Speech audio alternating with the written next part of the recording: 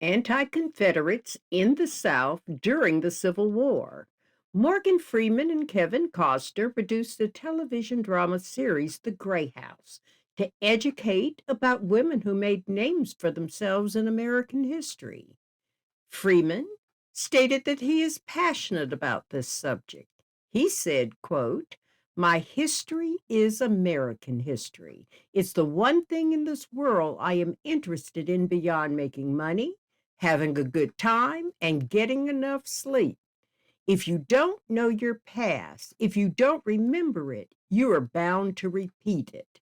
End quote. We learned that not all people living in the South supported the Confederate cause. John Van Lew came to Richmond from Philadelphia in 1806 at the age of 16. He opened a hardware business and became quite prosperous.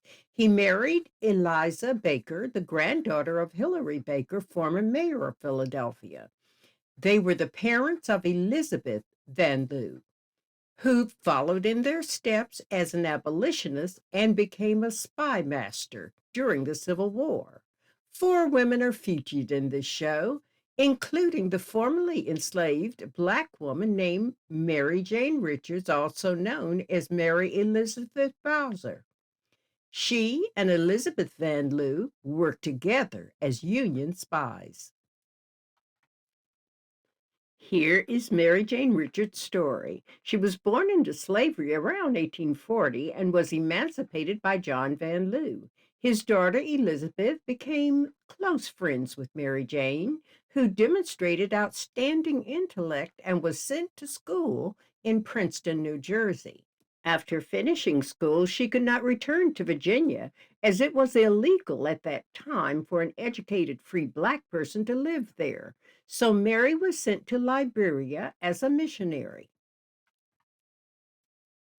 However, she returned to Virginia anyway, just before the beginning of the Civil War. Richmond was designated as the capital of the Confederacy, and Jefferson Davis established the Confederate White House there in August 1861. The Van Lew family were longtime abolitionists and felt it their duty to work with the Union and against the rebellion to help end slavery.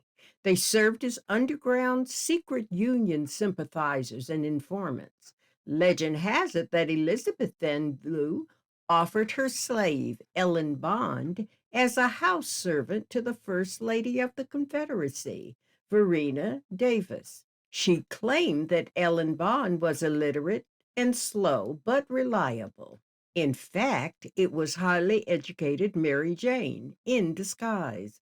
Unfamiliar with the Van Lew's abolitionist persuasion, the Davises accepted Mary, or Ellen, into the household. Suddenly, the Union spy network had an operative in plain sight, ignored as a dimwit servant, but who actually had a photographic memory, listening to their plans. Richard had various means of communicating with Van Lew. Some say that when Richards had important information to pass, she would hang red clothes to dry with the whites. It said she would sew coded messages in Varina Davis's clothes when sending them out for alterations. All information was passed on to the Union through Van Lew's network of Black and white spies. After the war, Richards worked as a teacher to former slaves in the city. Later in 1867, she founded a freedmen's school in St. Mary's, Georgia. Her school served day students and educated adults at night. She also taught Sunday school students. Richards traveled and lectured in the North about her education, travels to Liberia, and wartime experiences. In 1865, it is recorded that she gave a lecture at Abyssinian Baptist Church in Manhattan and the African Methodist Episcopal Church on Bridge Street in Brooklyn. In 1995, Mary Elizabeth Bowser was honored by the United States government with an induction into the Military Intelligence Hall of Fame in Arizona for her work during the Civil War.